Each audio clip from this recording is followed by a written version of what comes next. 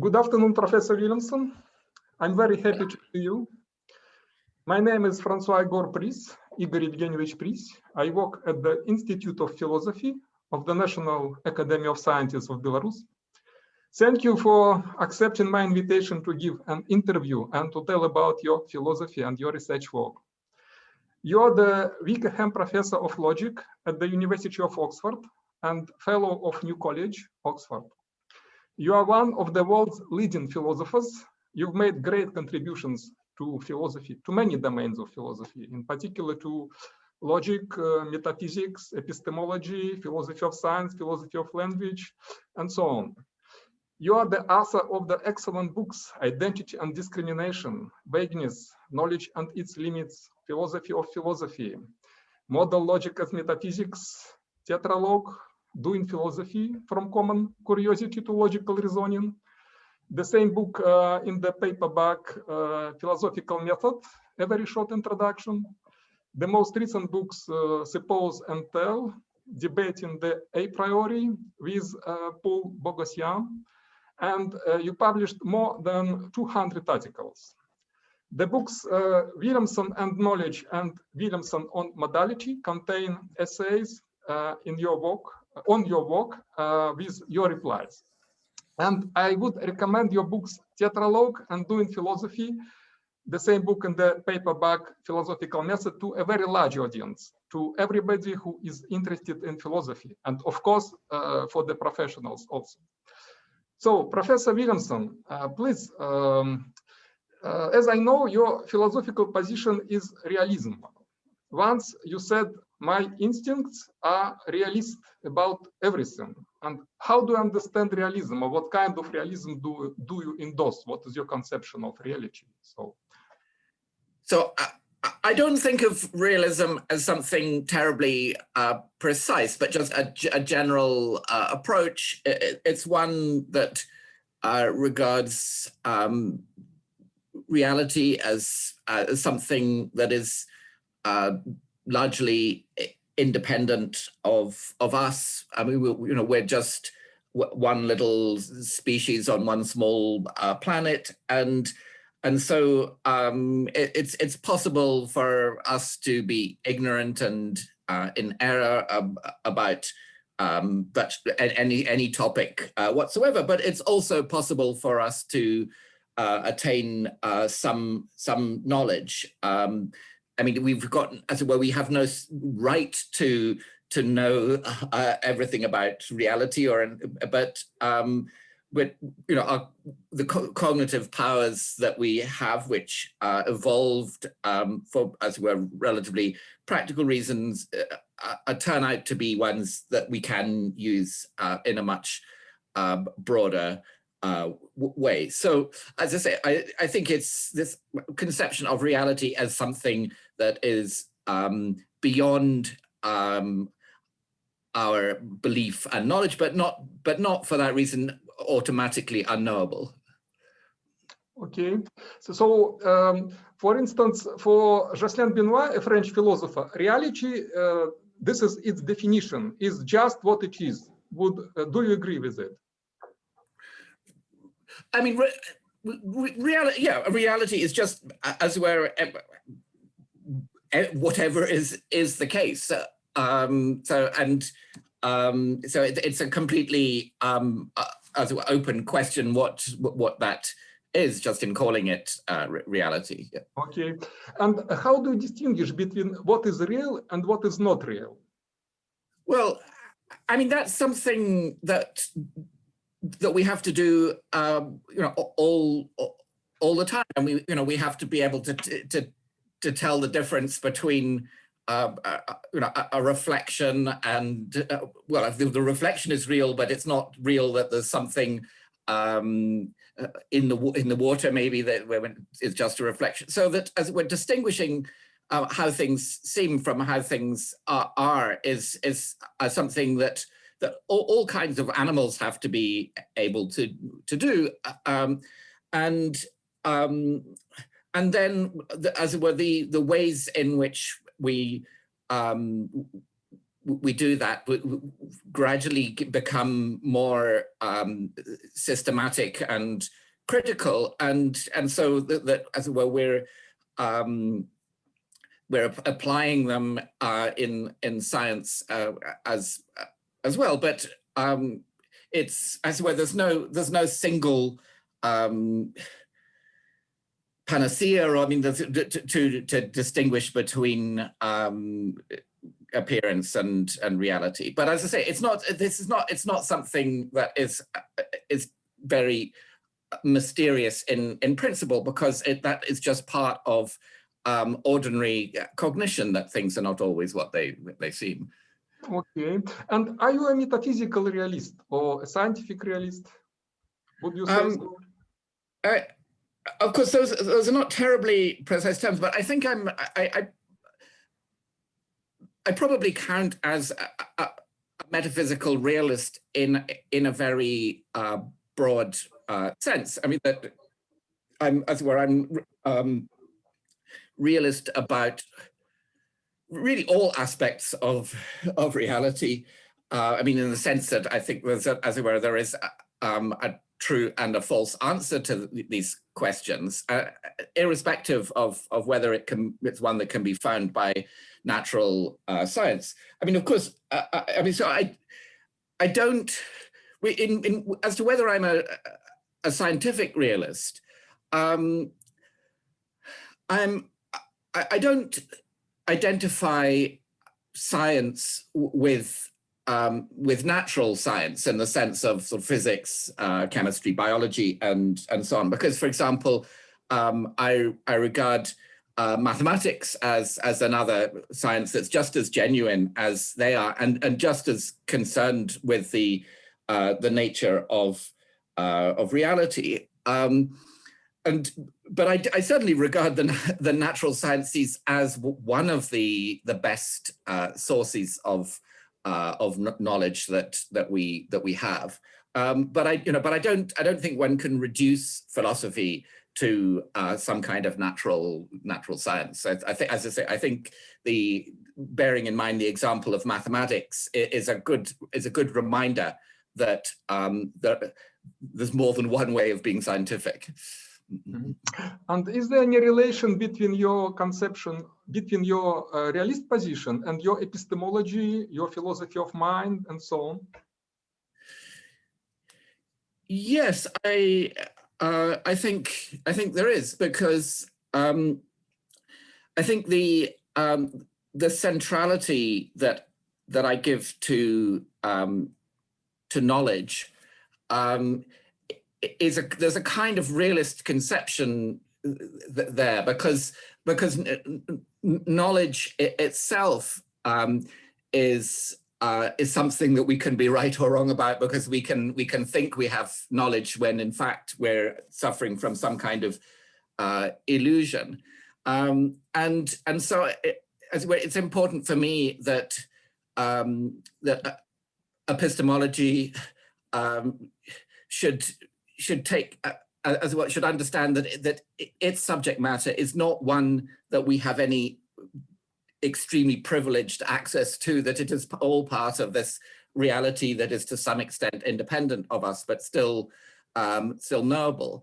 And that, you know, I think it's a mistake that some epistemologists make, to think that somehow epistemology starts with subjectivity or something like that. And I think if you think about how, you know, our cognitive powers evolved, because I mean, we're not the only species of animal that has lots of knowledge of its environment and so on. I think that's a much more realistic starting point than just starting with, as it were, a kind of bubble of consciousness or something like that. Thank you very much. Professor Williamson, for you, classical logic is a true scientific theory. So it says something about the structure of reality, isn't it? Yeah. And what is the status of alternative logics? So some alternative logics are, they simply, as it were, give up some aspects of classical logic. So as where they don't add anything new, but they doubt some parts of classical logic. I mean, a typical aspect of classical logic to be doubted is the law of excluded middle, that everything, either is a given way or it's not that way. And so if that's what an alternative logic is doing, it's not making any mistakes, given that classical logic is correct, because it's simply a part of classical logic. But it's, I think, for unreasonable reasons, it's simply, as it were, self-imposing some logical ignorance. But very often with classical, with alternative logics, you find that that in some way they're actually denying something in classical logic. For example, they may be saying that not all cases satisfy the law of excluded middle or something like that. And then in those cases, I think that they're simply making an error that is like an error in mathematics, but maybe an error in mathematics that's not so easy to identify. But it's like doing some mathematics by some kind of non-standard rules that are incorrect, but where you can't immediately identify that they're incorrect. Mm-hmm. Okay, so if for example, classical logic is a true scientific theory. In physics, for example, let us take the classical mechanics and the quantum mechanics. They have their own domains of application. And do different logics have their own domains of application, or that's not the case? Well, so I guess in the case of mechanics, the classical mechanics is just as it were an approximation to quantum mechanics, and and in many areas it's close enough to quantum mechanics that it's fine to use it. So it's true that some proponents of non-classical logics have that picture. I mean, they think that that classical logic is okay in certain areas, but that it breaks down in other areas. In fact, at one time there was a fashion for quantum logic, which claimed that classical, Hilary Putnam and some others proposed this with the idea that the classical logic breaks down in the quantum domain, but maybe it's okay in the macroscopic domain. I think that idea has now been pretty generally rejected, because it turns out that the kinds of problem that in quantum mechanics that it was supposed to help you understand, it didn't really help with at all. I mean, they were just as hard to understand, even if you rejected these classical principles. And so that version isn't working. So I mean, so my view is that fundamentally the general principles of classical logic are completely universal, in the same way that there is no domain where 2 + 2 is a bit more or less than 4. But certainly that picture of different logics holding for different domains is one that some non-classical logicians like. Thank you. Professor Williamson, you created, developed, and you defend an alternative theory of knowledge, knowledge-first epistemology. I think that it is a true theory about knowledge, so I'm in favor of this approach.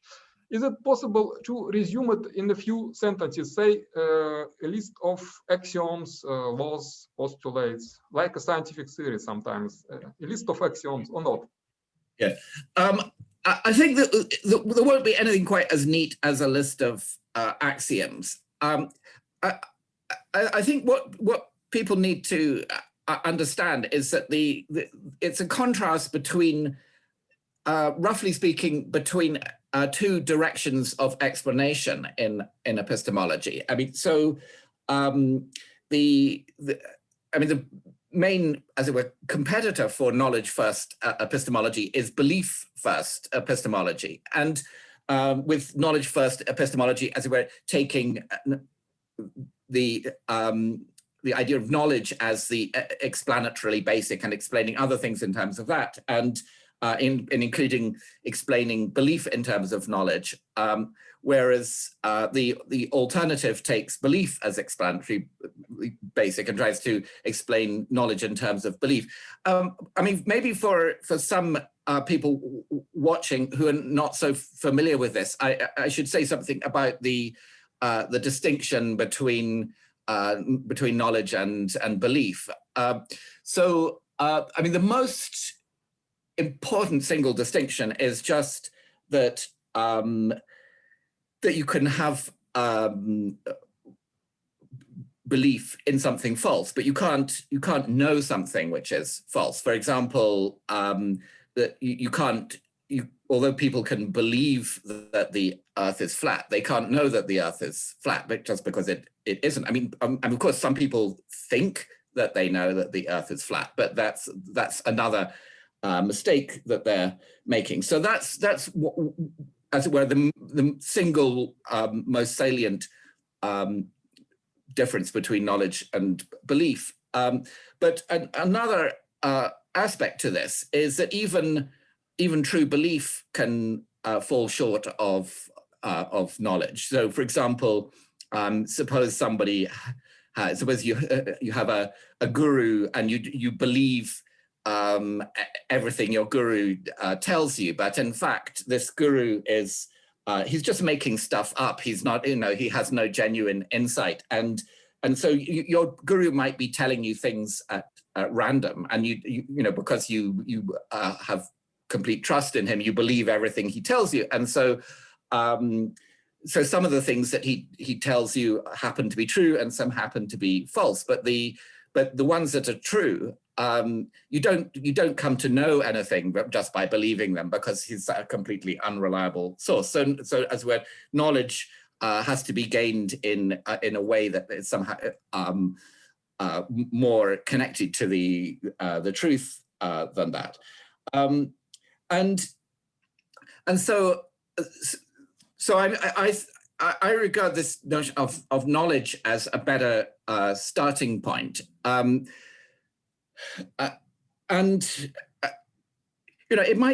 First it might seem that it doesn't make a big difference that if you're a belief first epistemologist, you try to add stuff to belief to get knowledge, and if you're a knowledge first epistemologist, you try to subtract stuff to get belief from knowledge. But there's actually a much deeper methodological contrast between them, because what knowledge first epistemology is doing is, as it was, it's starting from the good non-defective case of cognition and giving that priority and explaining belief that isn't knowledge. I mean, for example, false belief, explaining that in terms of how it deviates from the case of knowledge. So that's a bit like, if you're studying imagine a doctor studying the heart. They're going to as it were, want to know how the heart functions when everything is going well, and then they'll understand diseases of the heart as roughly speaking deviations from the good functioning, and so it's giving priority to the non-defective case over the defective case, whereas belief first epistemology is, as it were, is putting the defective and non-defective cases on a par. It's, as it were, treating them equally, and then as we're trying to explain the difference between them from that kind of neutral starting point. And I think, again, if one thinks about as well, the evolution of a cognitive system, then I mean the reason that we evolved to have beliefs is because we evolved to have knowledge, so that we can act successfully, to adapt our actions to changes in the environment and so on. And then the fact that we can have mistaken beliefs is a kind of byproduct of something that evolved to give us knowledge. So it seems to me in that way that it's a very natural order of explanation. And then, I mean, there are all sorts of things that one can explain very simply in those terms. So, for example, sense perception is a matter of acquiring knowledge. Memory is for retaining knowledge. Testimony, I mean, telling people things, is for communicating knowledge. And then in conversation, I've argued that the basic norm on what one can assert is that one should assert only what you actually know. And then in science, the idea is that our evidence is the totality of what we know, and that's what we use to evaluate theories. And something like learning, for example, I mean, many people who as it were, officially adopt a belief-first attitude, they still talk about learning, but learning means acquiring knowledge. And I mean, I think almost everyone agrees that learning is a good thing, but if it just meant acquiring beliefs, it would not necessarily be a good thing, because you can acquire false beliefs. But if you think of it as acquiring knowledge, then it's kind of clear why it's a good thing. So I think that, as well, lots of aspects of cognition are much more naturally understood in terms of knowledge than in terms of belief. Very much. And so I think that the traditional epistemology is based on the false premises of modern philosophy, which your knowledge first epistemology rejects. Is it correct? I mean, the primacy of epistemology, metaphysics of interiority. Do you reject representationalism, for example, and so on? So the premises of modern philosophy. Yes. So I do think of, for example, of Descartes as really starting in the wrong place, and I mean starting just as it were as it were within the bubble of his own consciousness, and then trying to argue his way out of that into contact with the external world. And I think actually probably most people would really think that approach isn't going to work. And I mean, in Descartes, he kind of cheats by giving a fallacious proof of the existence of God to solve the problem for him.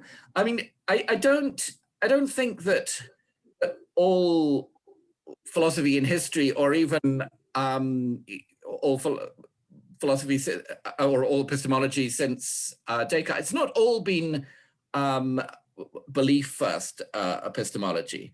I mean, I think in some ways, I mean, Julien Douton and others have pointed out that, in fact, belief first epistemology it is a kind of 20th century phenomenon in some ways. I mean, because for Oxford tradition. Well, the knowledge, yes. I mean, knowledge first is an Oxford tradition, yeah.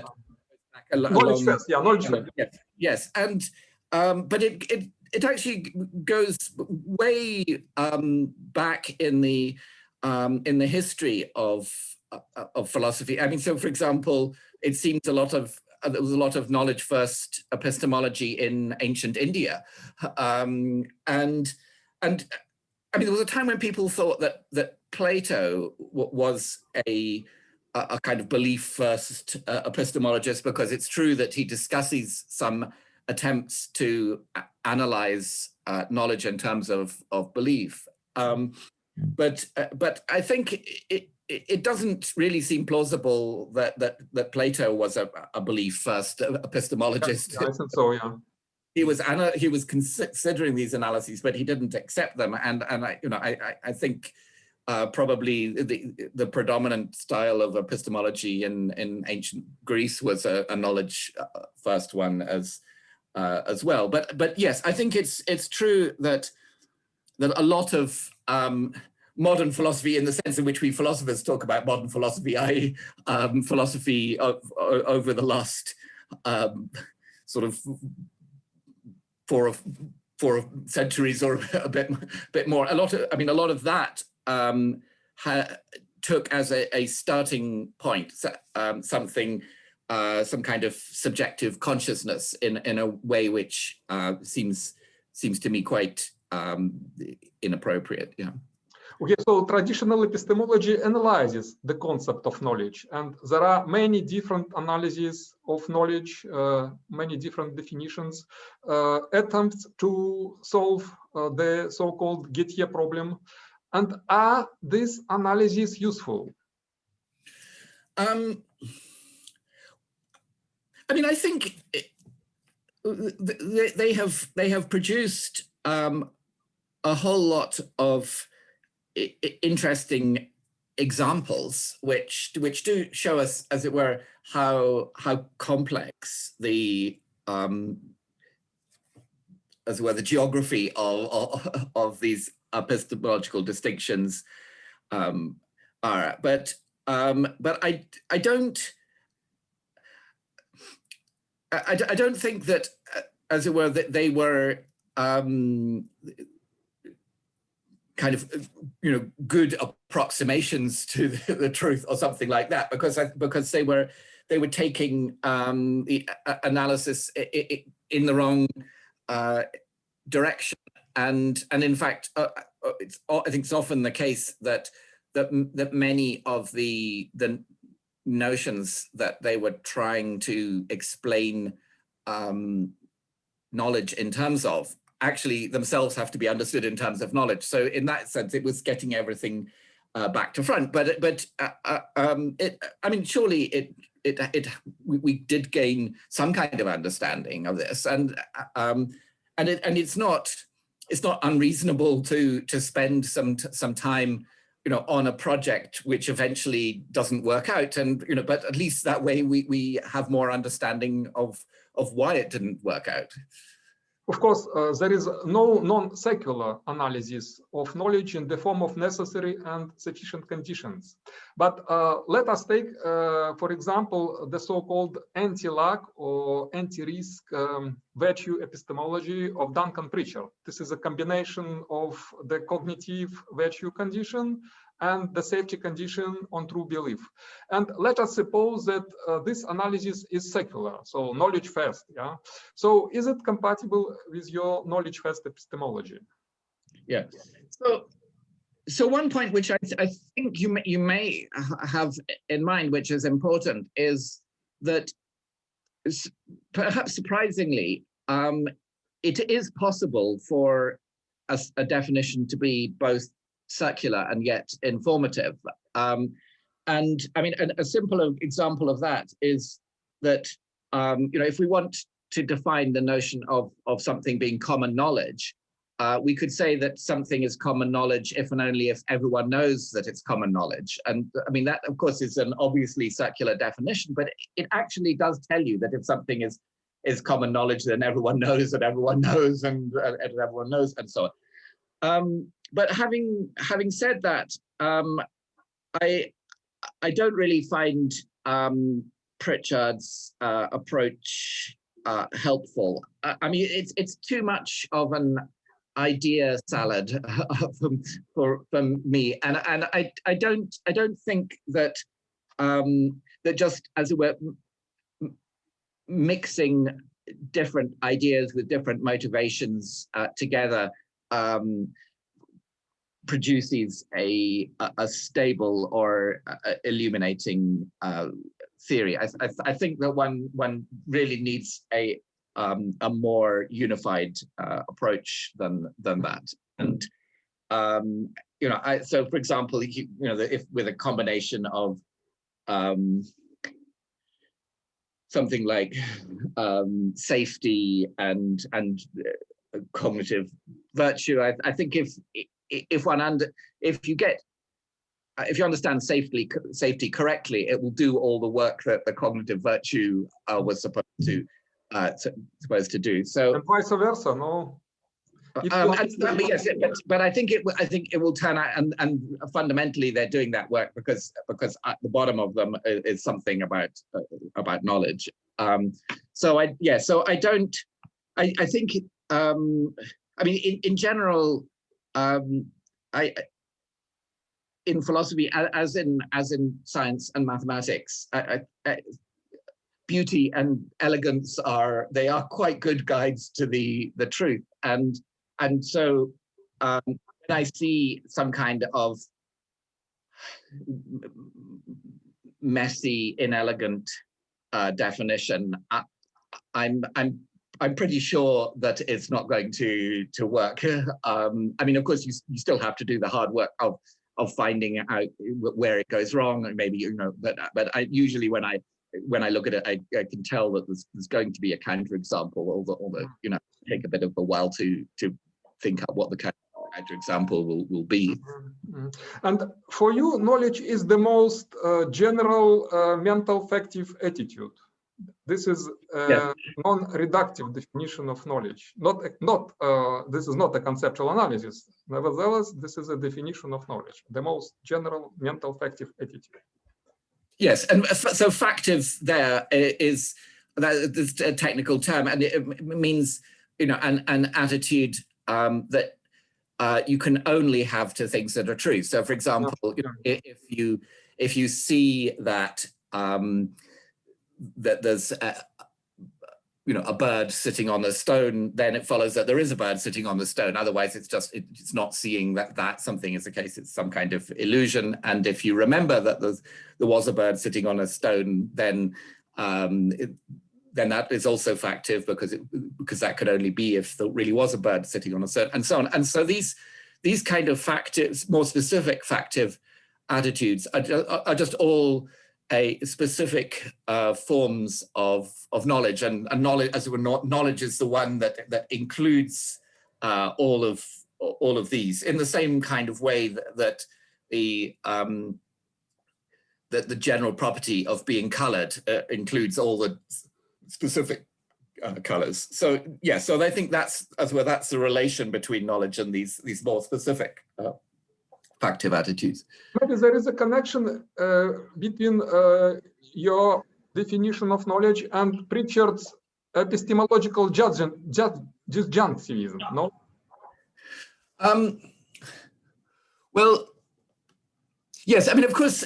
I mean, I think the forms of disjunctivism that I'm probably closer to are those of the kind of Oxford tradition of disjunctivism about perception, which goes back to people like Paul Snowden and John McDowell and Mike Martin would be a contemporary exponent, and I do think that that their approach is quite similar to a knowledge first approach, and I mean in particular because they put an emphasis on the fundamentality of the good case of perception, where you really do see that something is the case. I mean, I wouldn't describe myself as a disjunctivist, because I think that way of putting things, although it's very common, it kind of, for sort of logical reasons, it actually conceals the fact that an important part of this approach is to understand the bad case, kind of a defective version of the good case, so that the good case and the bad case, they're not, as it were, mutually independent things which you then disjoin to get the general idea of appearance. There's just the bad case are the cases which are in some way similar to the good case, but defective from it. So that's a tradition of thinking about perception that in Oxford that probably goes back a very long way that I'm quite close to. I'm less sympathetic to the version of it that you find in Pritchard, which I think doesn't give as clear a picture as those people are. Okay, Professor Williamson, solved or maybe dissolved the so-called Gettier problem, the famous Gettier problem. Yes. So the Gettier problem, of course, is the problem of analyzing knowledge in terms of belief and truth and other factors. And it's named after Edmund Gettier, who in 1963, he famously gave counterexamples to the justified true belief analysis of knowledge, which was the sort of predominant one, at least in the sort of decades before he was writing. So I wouldn't say that I've solved that problem, but rather what I've done is to reject the problem as ill-posed, because we should not be trying to analyze knowledge in terms of belief. And so in a way, I think that problem has no solution. But what I've tried to do is to explain how to understand things, so it's not at all surprising that it has no solution. But you dissolved the problem.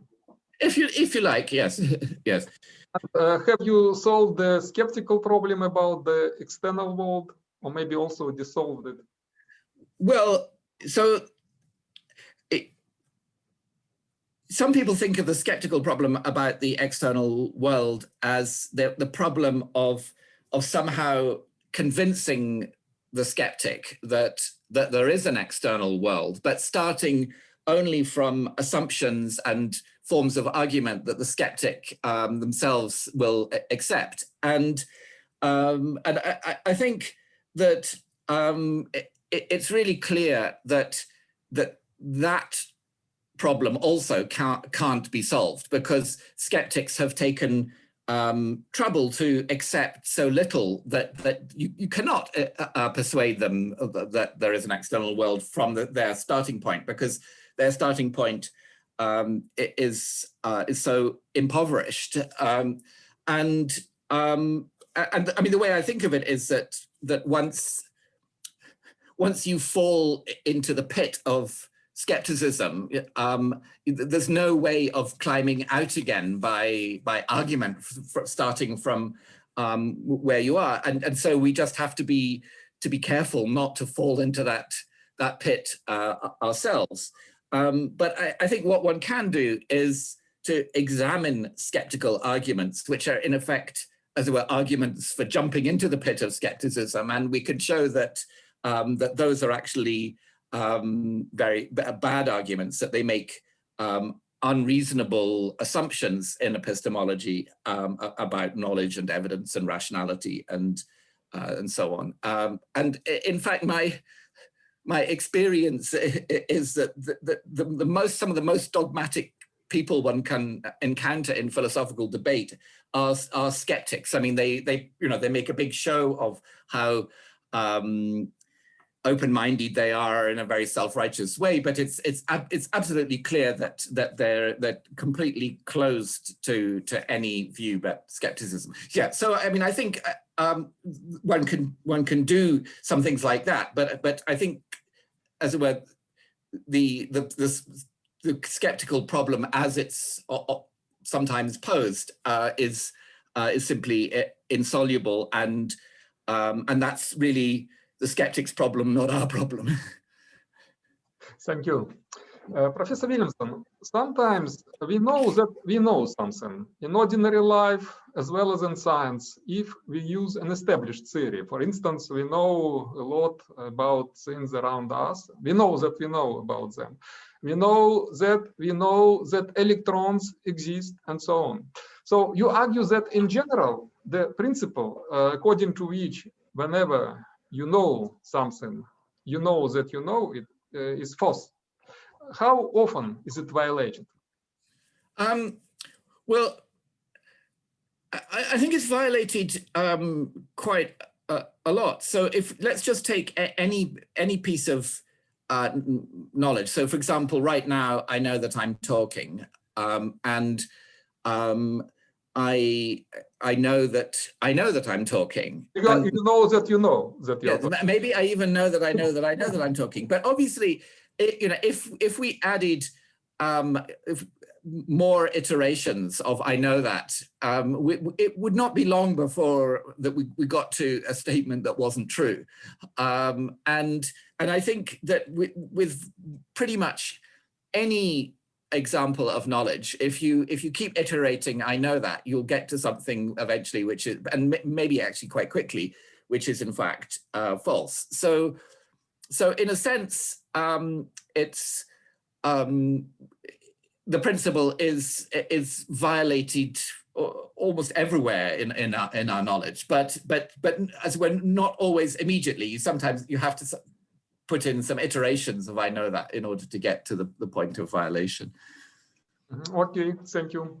So in epistemology, there is a discussion about the fundamental epistemic good, the most valuable epistemic good. For example, I quote Pritchard again. So for him, this is truth. I think that this is knowledge. What do you think about it? What is the most fundamental epistemic good? Yeah. So yes. So I certainly think of the fundamental epistemic good as knowledge. And in fact, when people say that truth is an epistemic good, I mean, they mean that it's good to have truth, but actually the natural way of understanding what it is to have a truth is by knowing it. I mean, in some sense, if you don't know the truth, you don't properly possess it. Now, of course, it is the case that that some epistemologists think that a true belief is the primary good, and of course every time you know something, you also have a true belief in it, although not the other way, not conversely. So I think that, I mean, I find this a very odd idea that true belief is what really matters. I mean, the thing about belief that falls short of knowledge is that it's defective belief. And so mere true beliefs which are not knowledge, there's something like fake knowledge. And of course, the believer doesn't realize that they're fake, but they are in fact fake knowledge. And and it seems like a strange idea that fake knowledge is the primary epistemic good. I mean, you could compare it with the case of hallucinations, so that, I mean, sometimes just by chance, you might have a hallucination which matched the external reality just by accident, but it would still be a hallucination. And and I think that as well the natural goal is to really be, as it were, in touch with the external reality, not simply to have a lucky hallucination. So I regard the idea of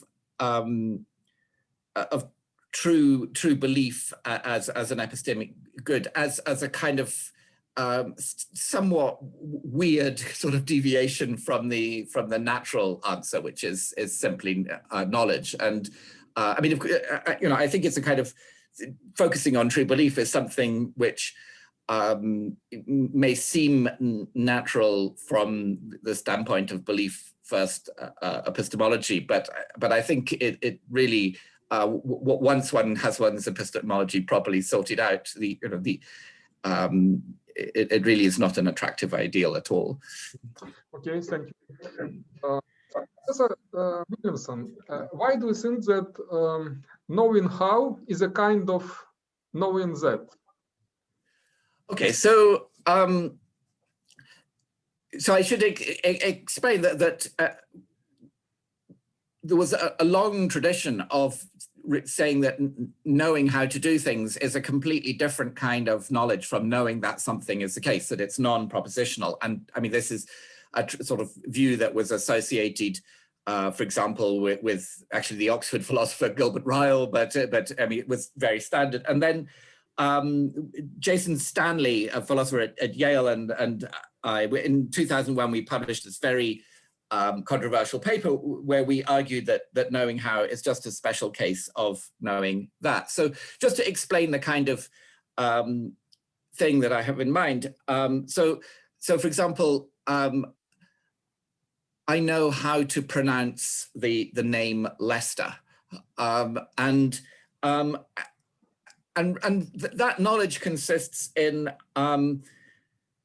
that I know that the following is a way to pronounce it, Leicester. And when I say that, when I said the following, I was kind of pointing to as a way of pronouncing it that, as understood from the inside, as something that something understood from the perspective of the doer rather than the perspective of a passive hearer or other observer.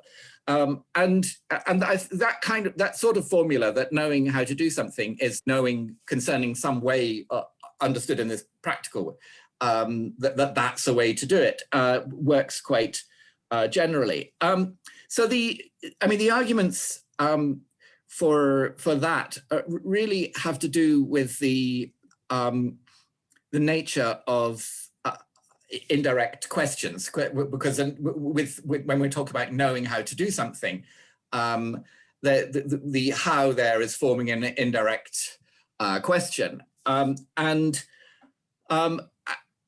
what we're doing is we're just applying some very general principles about how indirect questions work, like with why, when, where, what, which, who, whether, and so on, to this case. And we're also, these are also patterns which don't just apply to the verb know, they apply to lots of other cognitive verbs like learn, remember, forget, see, and so on. And so once you've seen these very general patterns, all of which involve these kind of knowing who or knowing whether, or these are all forms of propositional knowledge. They're all forms of knowing that, and knowing how to do something just falls perfectly into that pattern. And so it would be very, very strange if it were an exception, or if there were anything very special about it. I mean, I sometimes think that it's a pity that the word how is spelt H-O-W. If it was spelt W-H-O-W, it was another W-H word, I think people would have seen the pattern a bit more easily. But I mean, it's a complicated issue because, of course, the arguments that we were using, I mean, they were primarily applied to English, and it's true that the pattern isn't exactly the same in other languages. It's not exactly the same in Russian, for example. But I think one of the complications that's going on there, and that has kind of somewhat obscured the issue is that that often there are many different ways of describing some state of affairs which are not logically equivalent to each other, but for practical purposes are more or less the same. So, for example, I mean, in English, you can say that somebody knows how to swim, but you can also say that they can swim. And saying that somebody can swim and saying that they know how to swim, they're not totally equivalent, but for most purposes, it doesn't really matter which you say. And so when you say that somebody knows how to swim, it is a logical consequence of that they have some propositional knowledge. Whereas if you just say that they can swim, that does not logically entail that they have knowledge. But of course, as a matter of fact, we know that people who can swim do know how to swim and so on. And so I think sometimes people focus on these other ways of ascribing abilities and think that they have to be equivalent to knowing how to swim, but they're not really equivalent. I mean, an example where they come apart is that people can digest their food, but they don't know how to digest their food. They just do it. But of course, with something like swimming, at least for human beings, we can only do it if we know how to do it. So I think that those kind of subtle logical differences between expressions which are for practical purposes often more or less equally good have sort of obscured the picture, and so it's still a very controversial issue. But I think the arguments that we gave have basically stood up to scrutiny pretty well. And what about skill? Is possessing skill is a necessary and sufficient condition for having knowledge? How? I think, well, skill, on the view that Jason Stanley and I developed, it really consists in having the knowledge that you need to control your actions of the relevant kind, and that's a big difference between skill and strength. I mean, skill involves knowledge, but strength doesn't involve. It doesn't consist in knowledge. And I think it's true that skill typically involves a lot of knowledge how to do things, but you can have some basic know-how without having the skill. For example, I mean, I know how to play football, but no one would describe me as having skill at football. You have basic skill. You have basic skill in how. Well, I mean, if you're willing to kind of water down the word skill enough, you could say that as it were, that just knowing how to play football, that's some kind of sort of minimal skill. So if one extends the word skill enough, then there might be equivalent. But so for you, all knowledge is propositional, maybe even by definition, no? So of course, we also. So I mean, so know-how and those kind of constructions are propositional. But I mean, we also talk about things like, knowing a person or knowing a place. And I think fundamentally that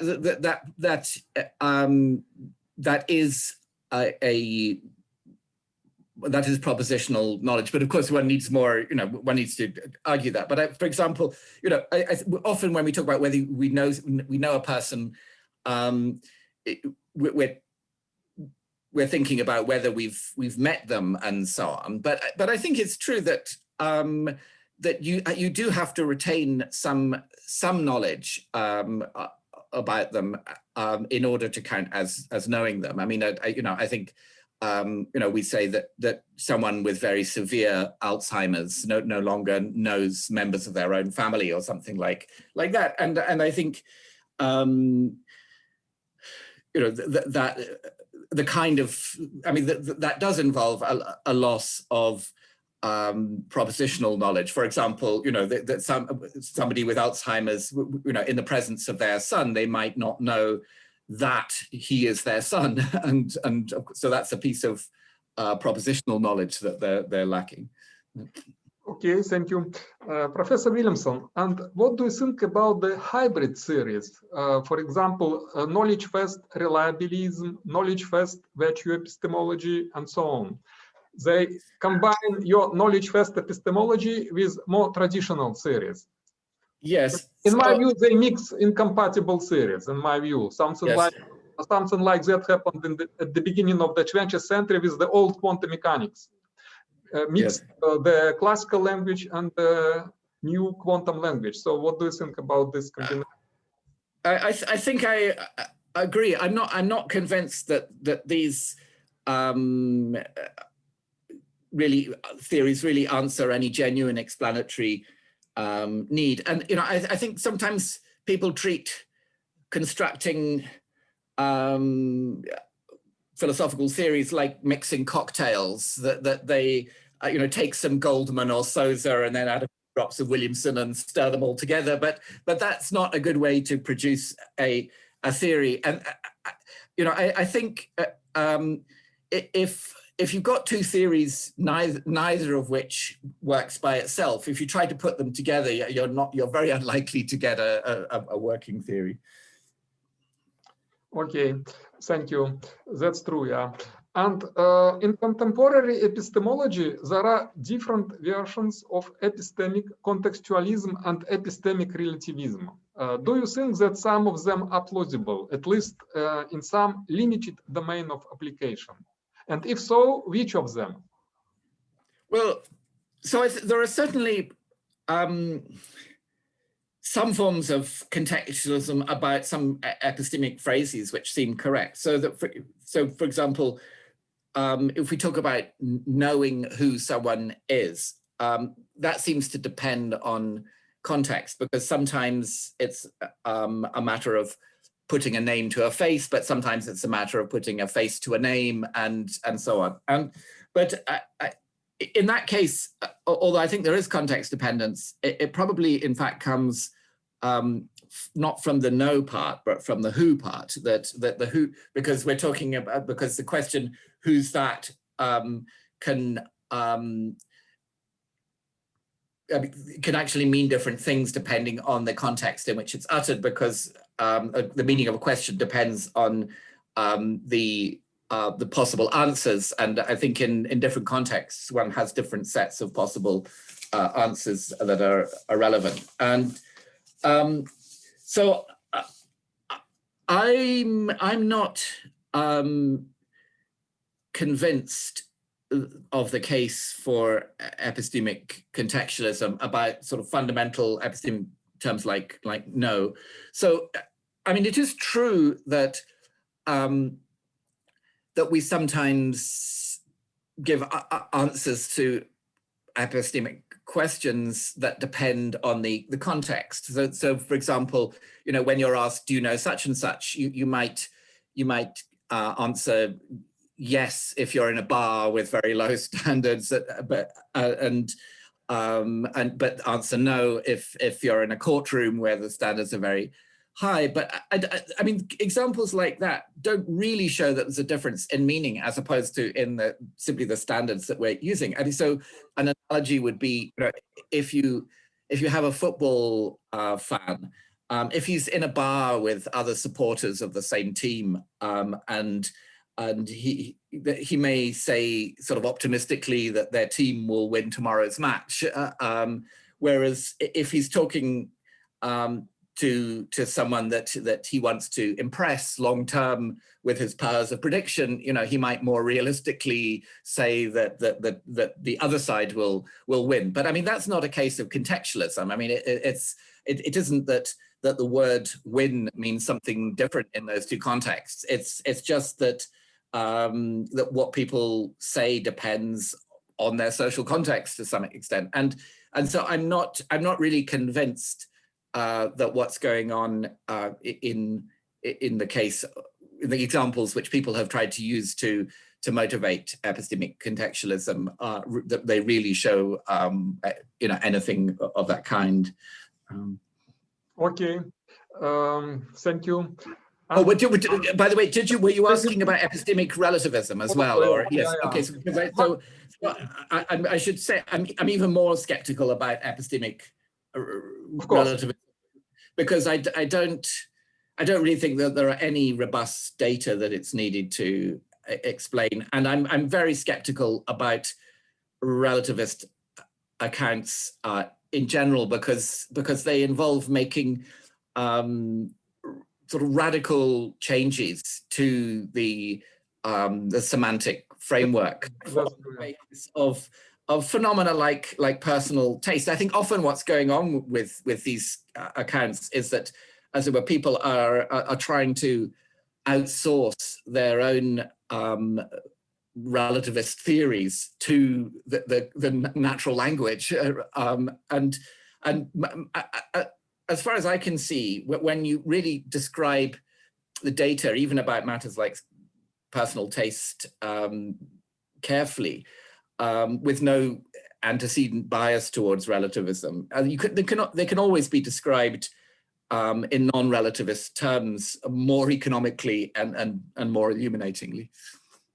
Okay, thank you. So, if I'm not mistaken, you think that a priori, a posteriori distinction is not significant. Why do you think so? Is it useful nevertheless?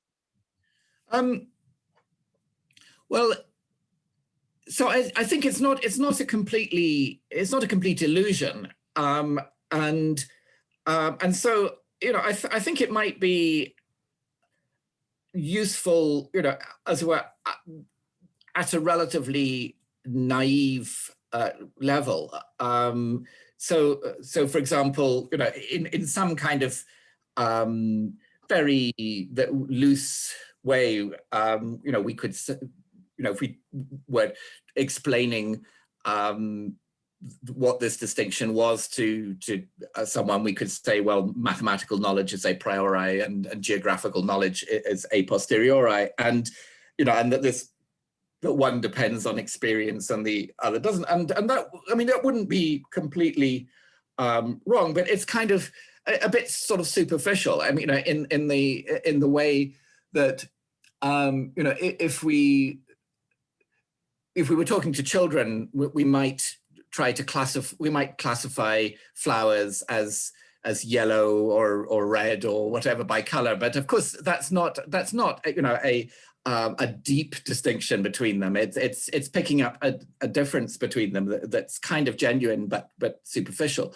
So I think the cases that I concentrate on to try to show that this distinction doesn't go very deep, they really have to do with the role of the imagination in gaining knowledge, because the imagination is not simply a role. It's not simply a faculty, of fiction and so on. It actually plays a serious role in enabling us to know about various things, and so it could even play a role when we're assessing sort of generalizations, where we can't actually survey all the members of the domain. So for example, if you said something like curly-haired children are not straight-haired or something like that, of course that's easy to know, and roughly speaking, probably the way we do it is we imagine a curly-haired child, and then we kind of judge just in the imagination whether they're straight-haired, and the answer is no. And then, for example, supposing we had to judge the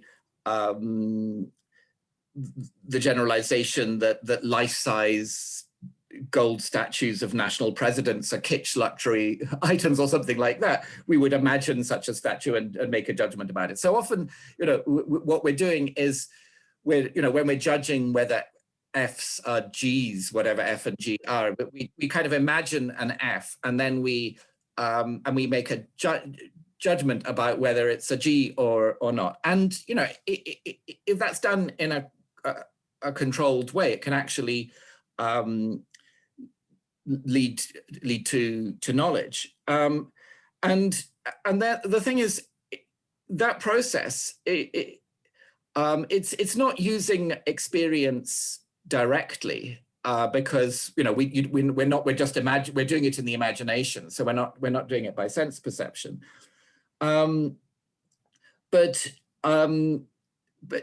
it's drawing on our ability to classify things, which is something that was typically developed in experience, but we're not using it in experience. And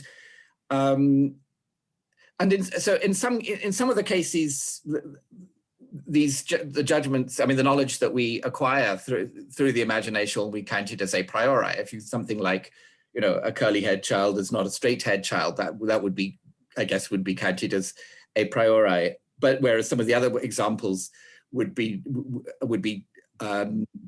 classified as a posteriori.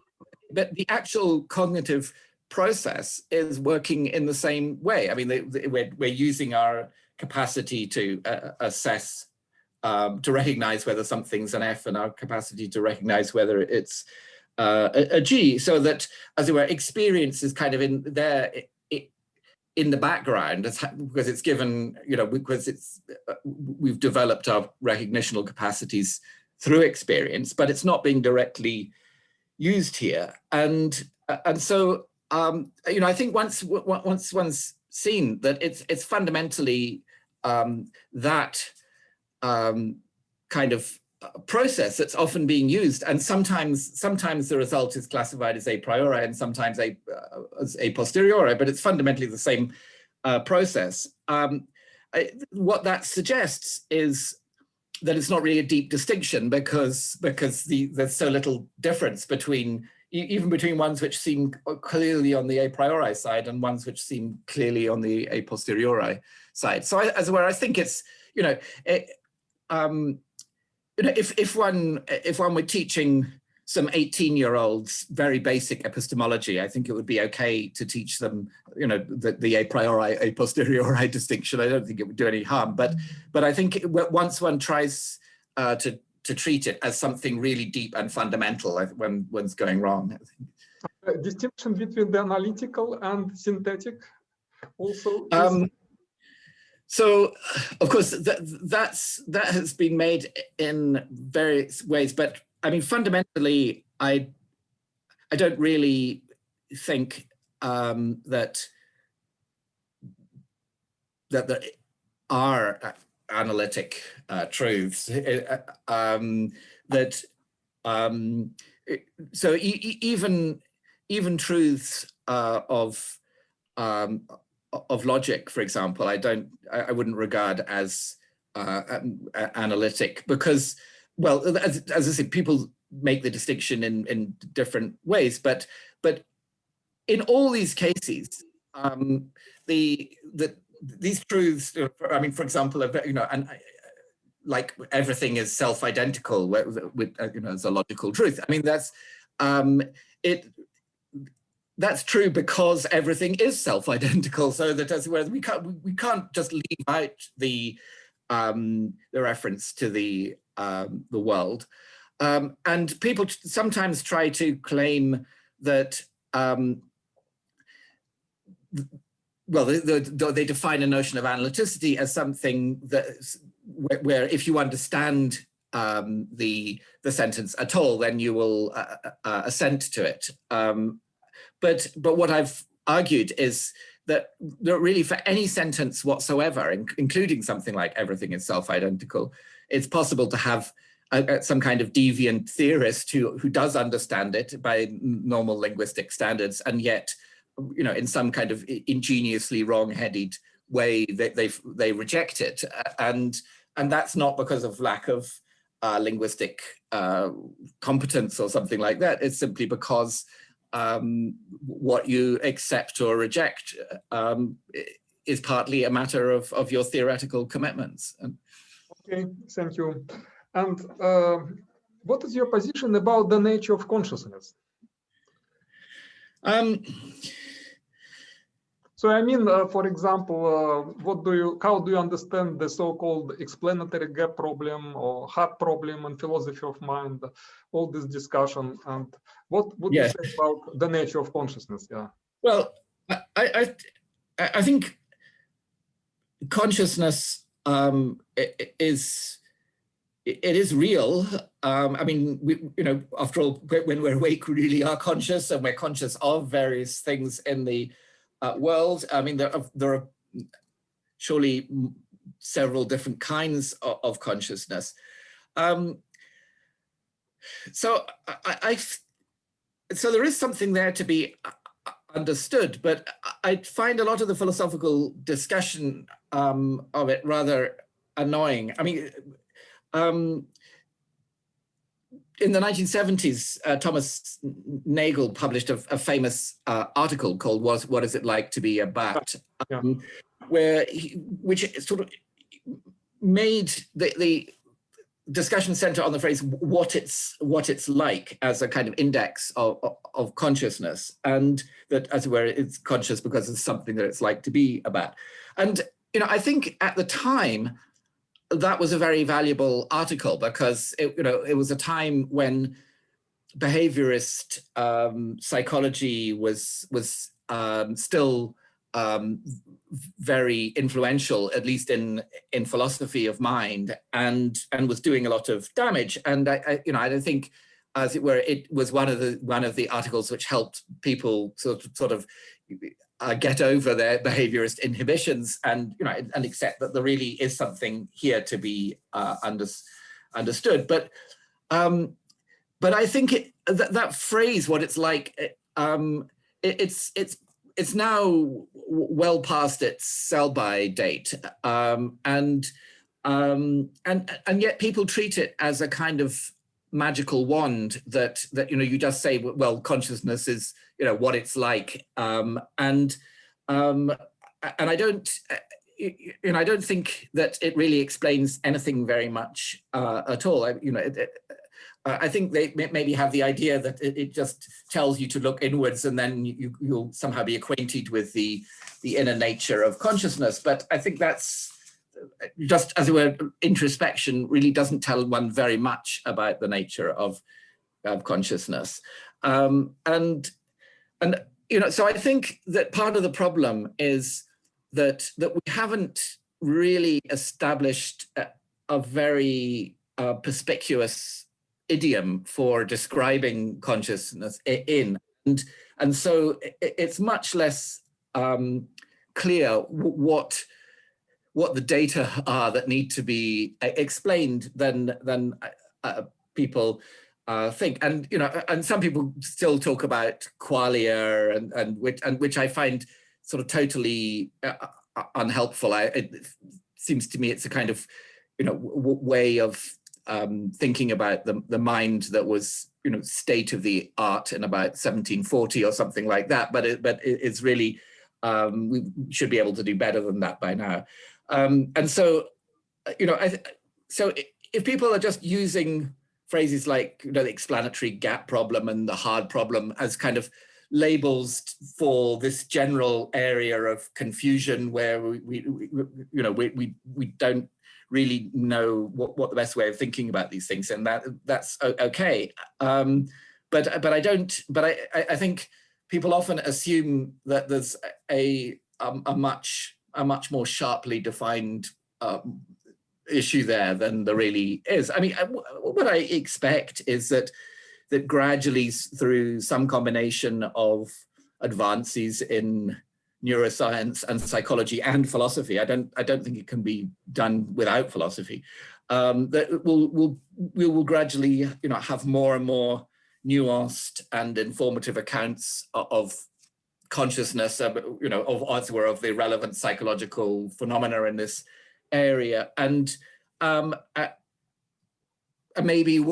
as it were, we'll replace one general area of philosophical confusion with uncertainty about much more specific issues. I mean, there are probably issues about exactly how explanations at different levels map onto each other. Will, I mean, then they may well stay with us. But I think the idea that, as it were, there's a very precise and terribly difficult problem that we have put our finger on, but we just don't know the answer to it. Or I don't think that's the situation. I think as it were, there's much more general confusion, and as it were, the people who are most confident that they know exactly what they're talking about when they talk about consciousness are probably the ones who are the most confused of all.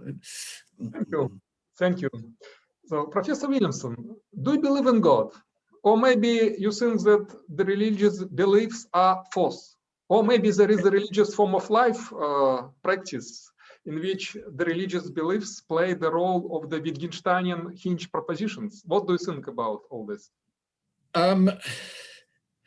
So I'm an atheist. I think that there are no gods or angels or devils or hobgoblins in any non-cheating sense of the terms, and so I think that many religious beliefs are just false, and I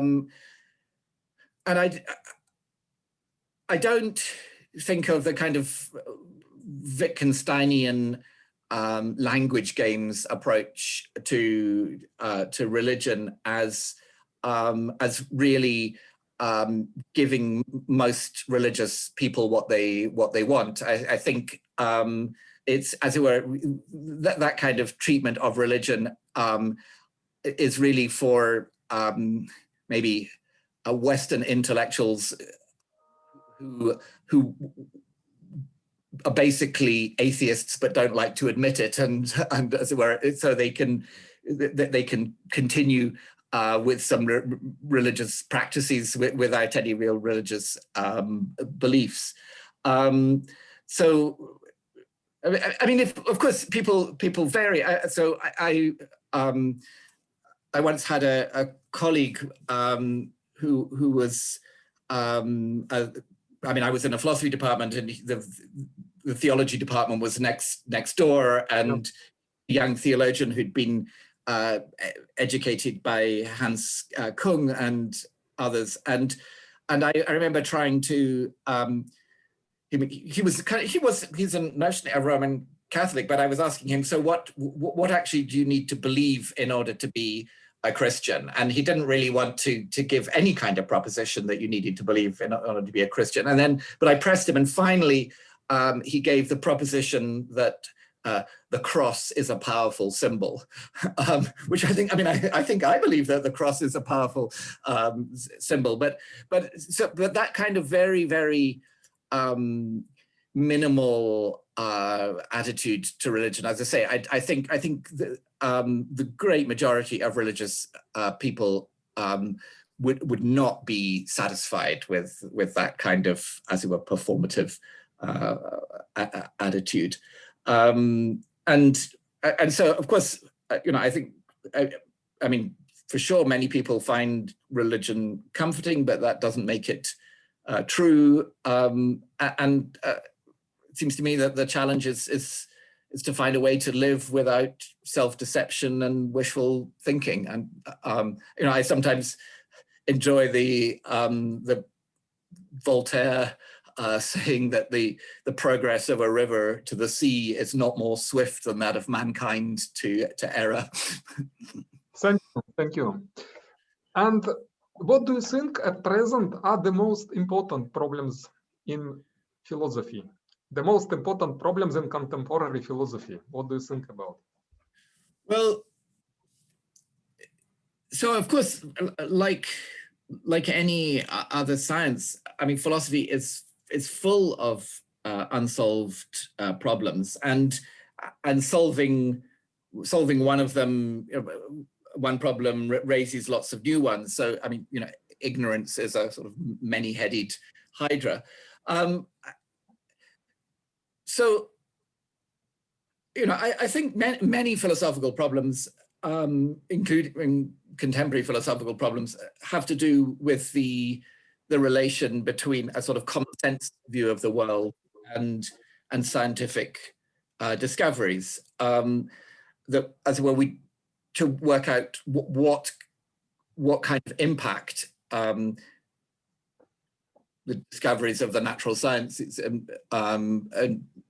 should have on our common sense view. And these are not problems that can be left to the scientists themselves, because although they understand the science very well, but they're not trained in the kind of reasoning that is needed to make connections between the science and the common sense ideas. So, for example, often neuroscientists will say things like neuroscience has shown that free will is an illusion, but it's clear from the way they're talking that they have an extremely naive and simplistic conception of what free will is supposed to be. And so for example, in the area of epistemology, I'm pretty confident that something that's going to be important in epistemology as we go forward is taking account of advances in psychology. But I mean, I don't think we can hand over epistemology to psychologists. That's about formal methods, mathematical methods, and epistemology. Well, yes. Well, so I think that formal methods. I mean, there's been a lot of development in informal methods in epistemology, and it's difficult to get a good balance between the formal methods and the epistemology, because or in other branches of philosophy, because you get people who are, on the one hand, you get the people who are very good at the formal methods but naive about the philosophy, and then vice versa, and somehow we need to combine those things, and so I think wherever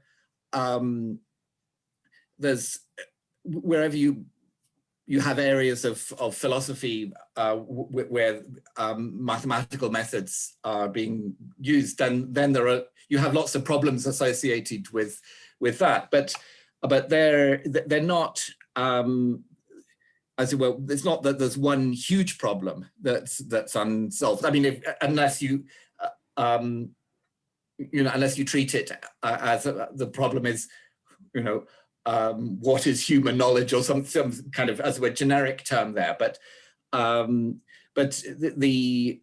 think that, as it were, in practice, in order to make progress, we do have to look at more specific questions where it is possible to make more progress. I mean, of course, I think some people would say that that when you think about the kind of environmental crisis that humanity faces, and all the brutal and bigoted regimes in many parts of the world that people live under, and all the triumphs of ignorance and stupidity, that some philosophers are thinking, well, maybe they should, as it were, have a more practical role, and maybe a more politically engaged role, that, as it were, that they think that philosophers should be activists, but I think there is room for such philosophy and value in it, but I think if that led to the decline of very theoretical philosophy, which it could, that would basically be another victory for the enemies of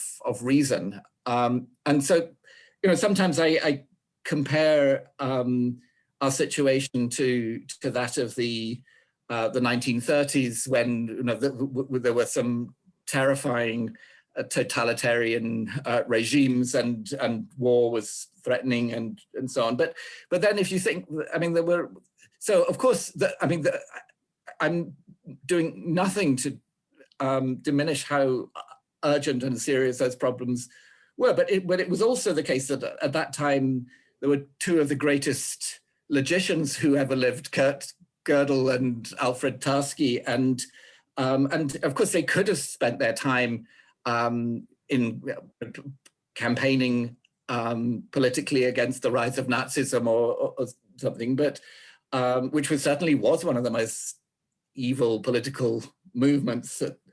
But actually what they did was they got on with their research and logic and contributed far more probably to civilization by doing research and logic than they would have contributed as political activists. Yeah, that's true. Yeah. Yes, but I mean, that's not to say that I'm not talking down political activism. I'm just saying that you know, as philosophers, we have a job to do in carrying forward the philosophical tradition, and we mustn't forget that that's part of what we're doing, even in the most adverse circumstances. So what do you think about the future developments of philosophy? What? So, I mean, it's hard for me to say. I mean, but I mean, I think, well, there's a few things one can say. I mean, one is that it's clear that that globalization is having an effect in philosophy, as of course it is in all academic disciplines, and so as we're thinking in particular of analytic philosophy, I mean, broadly understood, not as conceptual analysis, because that's something that people really don't really do, but just as it were a way of doing philosophy, which is at least to some extent scientific in spirit or something like that. I mean, that's something that has been spreading around the globe in recent decades. I mean, there was a period when it was confined to, I mean, long ago, perhaps just after the Second World War, where it was mainly confined to English-speaking countries, you know, with maybe Scandinavia or something in it. But whereas now there seem to be analytic philosophers in almost every country in the world, and even the pandemic has been contributing to that, because you know, it's easier to, I mean, as well, there's more appetite for virtual lectures. You know, so I find myself lecturing to an audience of several thousand virtual in China, and so I think that's certainly something that's going to, I mean, the globalization will continue. You know, if one looks within you know, what's going on in analytic philosophy, I mean, you know, one of the most striking things is the growth of speculative metaphysics, because you know, analytic philosophy, which, you know, came out of a combination of logical positivism and a kind of ordinary language approach, both of which were somewhat anti-metaphysical, well, very anti-metaphysical in the case of logical positivism, and somewhat in the case of the ordinary language philosophy. I mean, it's now the home of, you know, of kinds of metaphysics that you know, might have quite, in some ways, quite familiar to Leibniz or someone, and so that's that's I think a way in which analytic philosophy has kind of opened up, and where the term analytic just has to be applied very loosely, but. So, you know, I think, you know, it's hard to make predictions, as, you know, people sometimes say, if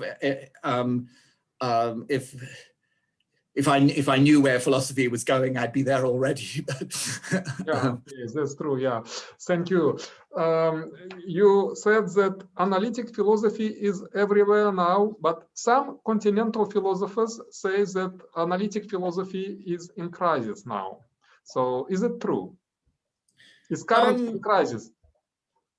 I think, I mean, people have been saying that analytic philosophy was in crisis ever since the phrase analytic philosophy, you know, entered the language. And the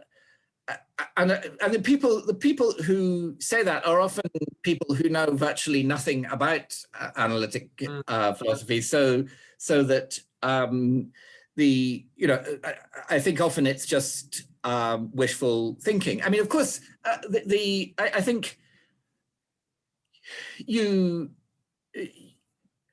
can find people within analytic philosophy who think that it's somehow not going well. And I mean, in my view, there's just a kind of impatience about that really what they're reacting to is the fact that a lot of it is what in Kuhnian terms you might call normal science, and so as it were, people are just soberly getting on with worthwhile investigations, but not investigations which are going to revolutionize the whole field. But I think the idea that one should be constantly looking for revolutions is, in philosophy, we can't have a perpetual revolution because we never get anywhere. And so I think that there's also, as it were, there's maybe a bit of a tendency amongst philosophers to self-flagellation, which and to constant criticism of their own tradition, which I think is often, often there's something to their criticisms, but I think often too that as it were, they get things out of perspective, and I think something that philosophers are prone to is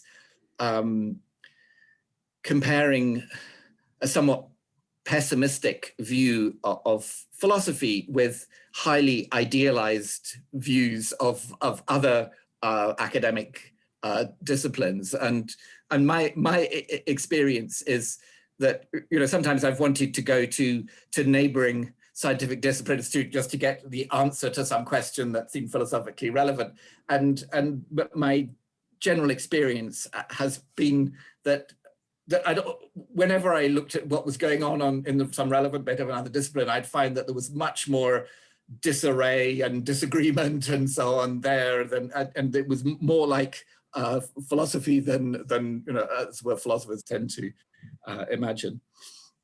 But do you think that the gap between analytic philosophy and continental philosophy is narrowing? Well, it's not, of course, it's not so easy to say just what counts as each, but I think it's true that, of course, the term continental philosophy was always used for a huge mixture of different traditions, which were really only held together by the fact that they were not analytic philosophy, and maybe that perhaps as well that they didn't have much acquaintance with modern logic. And I think it's probably true that analytic philosophy itself has become a much more diverse tradition than it was, and I think that's broadly a good thing. I think often, when we're classifying, which tradition do people belong to, a lot of it has to do with, who are the influences on them, who are they reading and engaging with, and my impression is that as it were, there are still traditions which could crudely be classified as continental philosophy, where people are not engaging with, as it were, anything that would normally be described as analytic philosophy at all. And and vice versa, that as where people in analytic philosophy are not engaging with anything in those traditions. And I think where you have that, it's very difficult for fruitful interaction to take place, because there isn't a common language that people can use. And so in those respects, I'm not sure that things have changed so much. I think that so for example, Hegel used to be classified as an extreme continental philosopher, and no analytic philosopher would want to touch Hegel. And of course now you have people like Brandom who are who certainly count as analytic philosophers, but who are interested in Hegel, and so as it were, Hegel has to some extent is now studied within the analytic tradition, and I think that kind of broadening is good, but it doesn't really mean a breaking down of the barriers, because there's still there are other people studying Hegel in a completely different way, who've maybe never even heard of Brandom or whatever, and so that you still, even on a single author like that, you may still have traditions that scarcely interact with each other at all. So I think there are those kind of the barrier is perhaps the wrong word, because there's nothing institutionally to prevent people engaging, but there are these forms of non-communication that I think may be, as it were, similar to the ones that were around when I was a student. But by the way, what do you think about Brandom's analytic interpretation of Hegel? Briefly, if you. Yeah. So I'm not a specialist here, and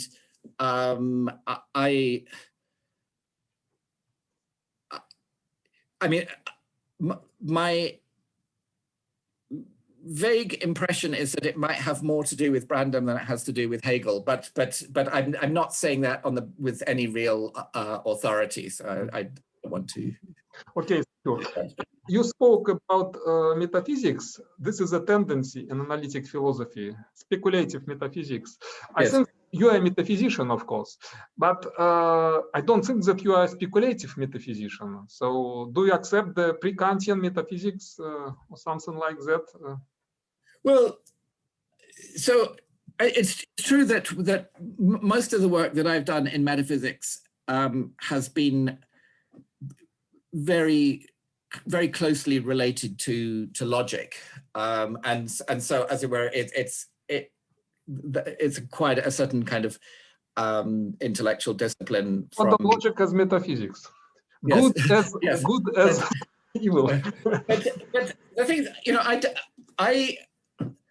I don't regard the phrase pre-Kantian metaphysics as negative. So, if you think about the kind of metaphysics that was done by people like Descartes and Spinoza and Leibniz and so on, I mean, they were people who were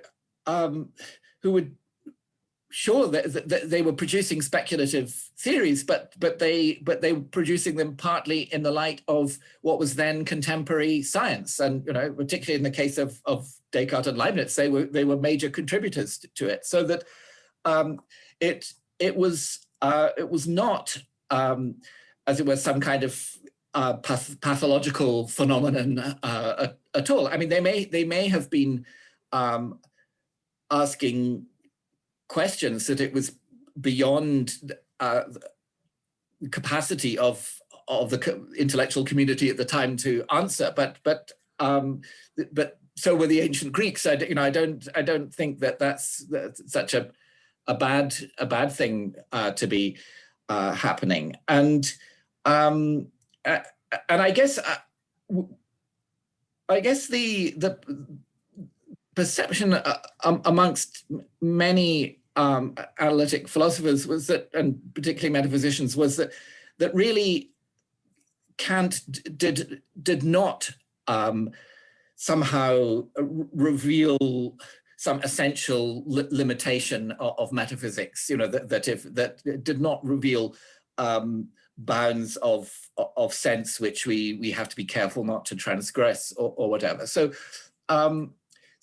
you know, I think speculative metaphysics, in the sense of putting forward theories for which, you know, we don't have a great deal of evidence, but nevertheless which have a lot of interesting consequences. I don't regard that as you know, as at all a discreditable enterprise, provided that people are clear about what they're doing and don't pretend that these theories are better supported by the evidence than they really are. I mean, you know, I suppose the kind of worry that one might have is that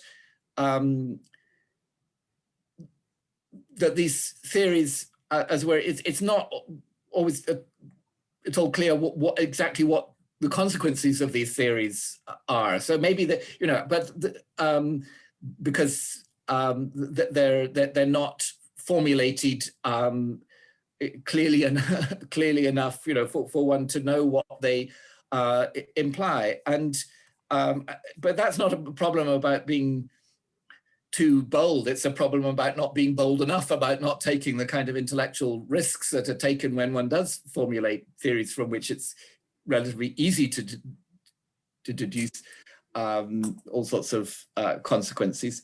And you know, I think one might feel that also that it would be better if there were a bit more connection between contemporary metaphysics and contemporary science. That you know, because I think often one has the feeling that the metaphysicians are.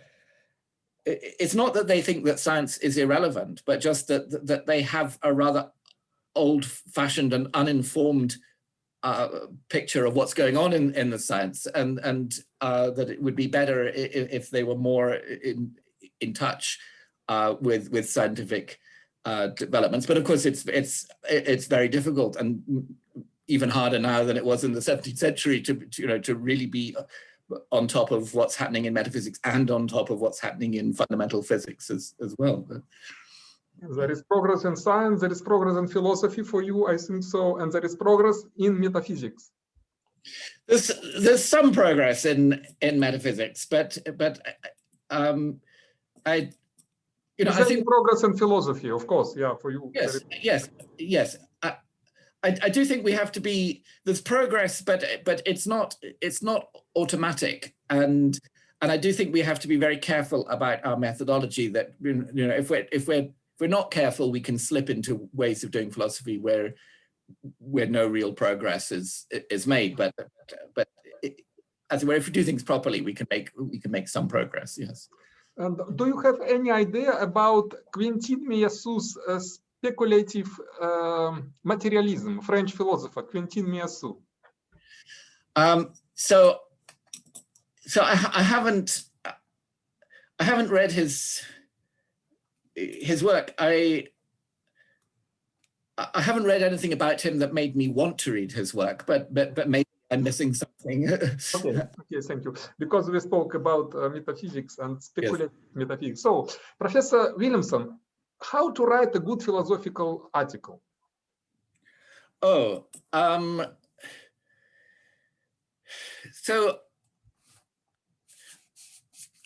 I think, well, one thing I would say is that one shouldn't be too concerned about saying something new for the sake of it. I think that it's much better to be concerned with saying something true, and then if one's, you know, when one's really careful about that, really makes an effort to get clear about what's true and what's false in some area, that often forces you to say something new, because you realize that what's been said before is inadequate. But as I say, I don't think one should be trying to say something new, and I also don't think one should be trying to say something deep. I think it's just enough to try to be true, and then if you're working with an interesting problem, often you may be forced to say something deeper, but it shouldn't be. I think if people just try to say something deep, they're likely to end up being sort of pretentious. But I think one thing is that, of course, different people work in different ways, but I think for many philosophers, the process of writing and the process of thinking are completely intertwined. So that it's only when you sit down and try to write something that your ideas become properly clear. And I think if people sometimes think that, oh well, these ideas are clear in my head, but I just don't know how to put them down on paper, that's usually an illusion. I mean, I mean, philosophy is something which is at least 99% of the time is done in words, and so and until you have the words, you don't really have a piece of philosophy there, and so I think that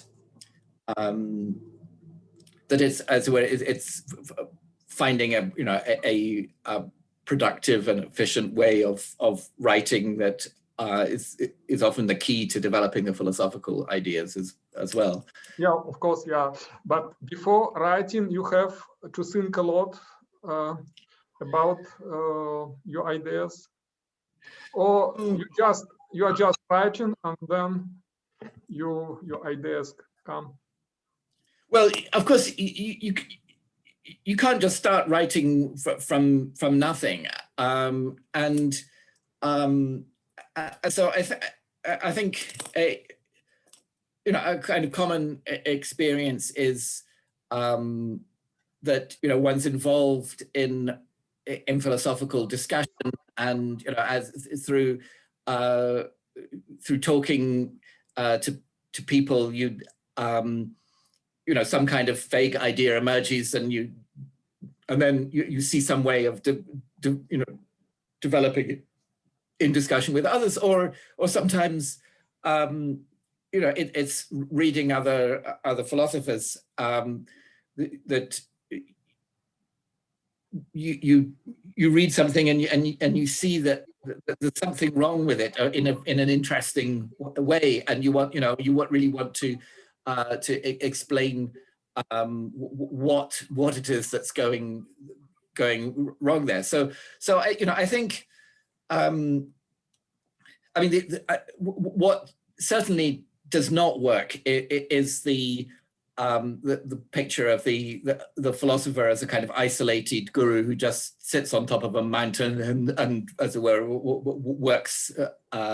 works out their ideas in isolation. That I think you have to be, as it were, part of a community, where people are asking you difficult questions and so on, to really to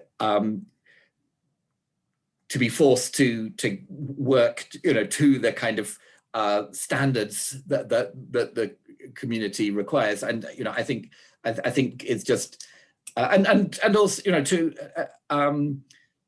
know who you're trying to persuade with your arguments, because if you don't have any readers in mind that you're trying to engage with, the question of how you argue doesn't really make very much sense, because if the only person you have to satisfy is yourself. So I think it's it's important to be part of a philosophical community, but of course that doesn't mean that that the process of writing itself has to be in communication with other people. I mean, you know, I as we're out of one discussion with other people, I might take enough from that I can then sit down and write an article. But I think also, I mean, these days most philosophers are showing, I mean, sending other people their papers and getting comments and so on, so that, you know, even though you know, it's still the case that most philosophical articles and books have a single author. They're in fact, to some extent, a product of collaborative effort. Okay, thank you. Anyway, Professor Williamson, do you have your own method to work? Well, I mean, so what I've been describing is a bit what I do. I mean, I think one thing that perhaps helps me is that I have some, as it were, some very definite red lines that I won't cross. So as well, whatever I do will be done strictly within classical logic and within a realist approach, and so as it were, the whole lot of ideas that other people might be tempted by, that for me are just they just feel wrong. So as it were, you know, that helps to give me a kind of sense of intellectual direction that as it were makes it easier for me to know where I'm going, and I have certain other guidelines. So, for example, in epistemology, you know, I think it's important that non-human animals have knowledge, and so any kind of epistemology that doesn't really make much sense for non-human animals, I'm already pretty suspicious of. Do you work how many hours per day? I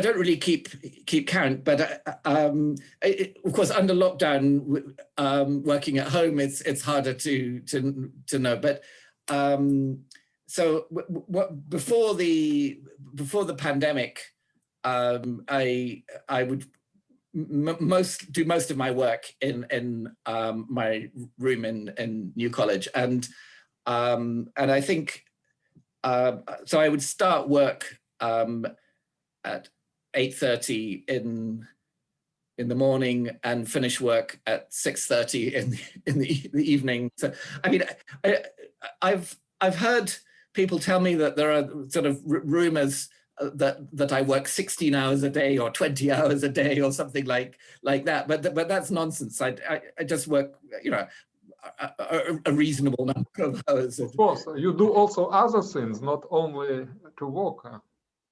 So, yeah. Professor Williamson, what are your philosophical projects? Oh, well, there are various things that I'm interested in at the moment. So, so one analogy that's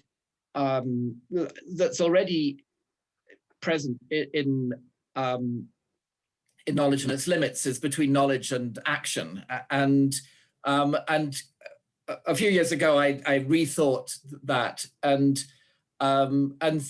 so I'm interested in various connections between knowledge and action, and increasingly I'm interested in issues about how knowledge of the good guides action. The good there, not in a specifically moral sense, but as we're a somewhat more general sense too. And you know, I think that, you know, if you know, if one thinks about, for example, about how the phenomenon of desire might have evolved. I mean, you realize that from an evolutionary point of view, you know, it's important not just to have desires, but to desire the right kind of things. And so I'm inclined to think that that, as it were, desires, you know, non-defective desires are in effect something like knowledge of the good, and so I want to explore that idea, and so that's one strand, and another strand which in fact has some subterranean connections with that, but they're not obvious, is that I'm interested in the issue about the relation. I mean, what one could broadly put by saying the relation between what we think and how we think it, which, so roughly speaking, between the content of thought and what one could call its form, for example, the linguistic form in which we put it, and although it might also, maybe when we can think imagistically, and then it would be something more like a visual, pictorial form. And I think, I mean, at